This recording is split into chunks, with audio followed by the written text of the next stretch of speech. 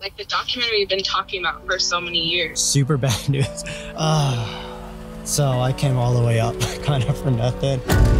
As a filmmaker, sometimes the story isn't in front of the camera. Sometimes it's the battles and the struggles that we have to deal with behind the lens that no one ever gets to see. Where only the authentic passion for the pursuit of storytelling can keep you from giving up. Here's one of those moments where nothing went to plan and I came home empty-handed, defeated, and a failure.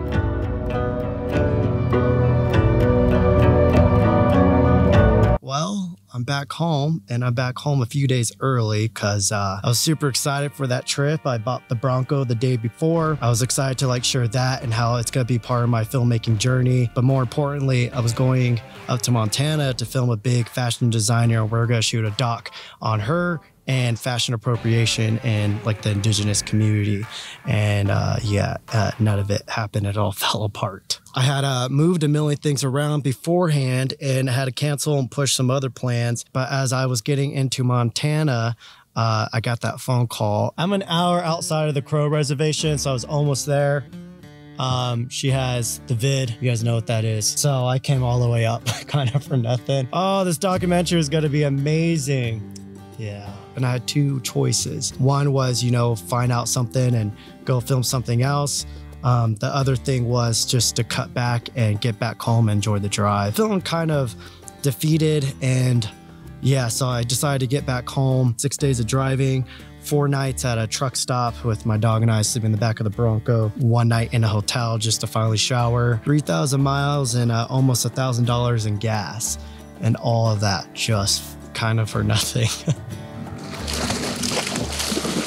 I'm bummed because this was going to be my first trip on, you know, making a documentary that a lot of corporate brands wouldn't support or fund or even want to make. And if they did, they would add fluff and lipstick to it. But even though I came home empty-handed and defeated and a bit of a failure, I'm still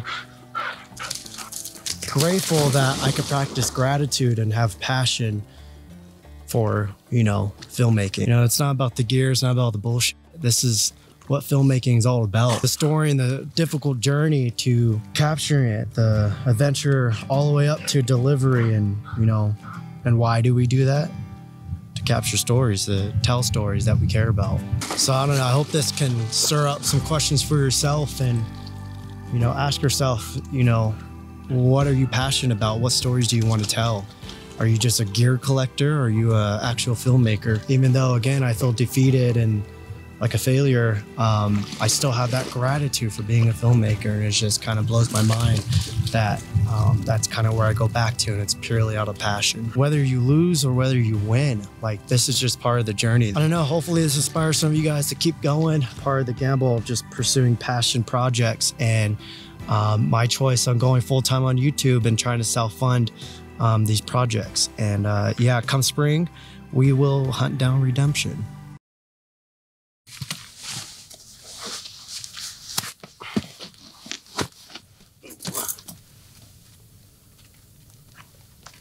Jonah has a little bit of a limp. I'm not sure where exactly it came from. Might have been jumping in and out of this because she's not used to it, and it's a little bit slippery because, you know, the dealership likes to put on that armor all. So yeah, it's time to make some coffee now.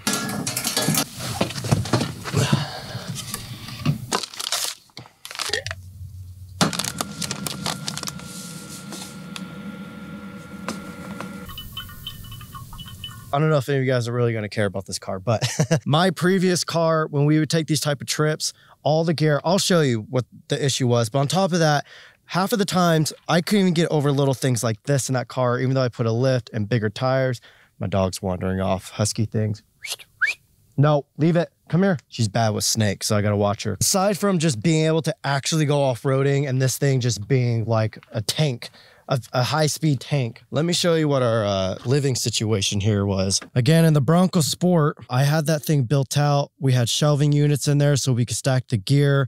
And even with that, when we slept in here, Sedona would have to sleep in between my legs with her head on my stomach. Obviously, I just bought this yesterday, so I didn't have time to build it out. But even with just throwing all my gear in here and just slapping on the side, both of us can lay side by side in here. There's a lot of times when we're on road trips, either like Montana, Wyoming, Arizona, wherever we were, that we would go off-roading in the Bronco Sport, and we would always have to stop and turn around because there were spots where we weren't going to make it. And so now with this thing will literally just do anything. Part of me wants to start a second channel just for overlanding and camping and adventure stuff, because I do a lot of that. But part of me wants to keep it on this channel. So you guys let me know if I should do that. Either keep it on here or do a whole second channel. If I do on here, I'm not just going to be bombarding you guys. Obviously, I have a million other things I have to do. And so, yeah, I don't know. We'll figure it out. We'll figure it out together. But yeah, I need to change it and get back on the road.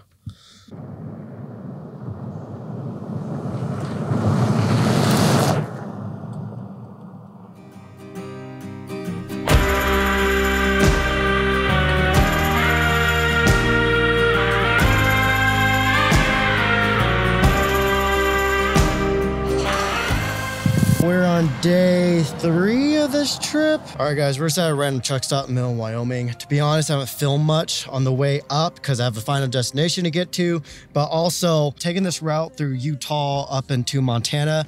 It's honestly very barren and it's just wide open country. So there's not a whole lot of like super cinematic type depth and stuff that we can get. We have 8 more hours on the road today, then we're at our spot.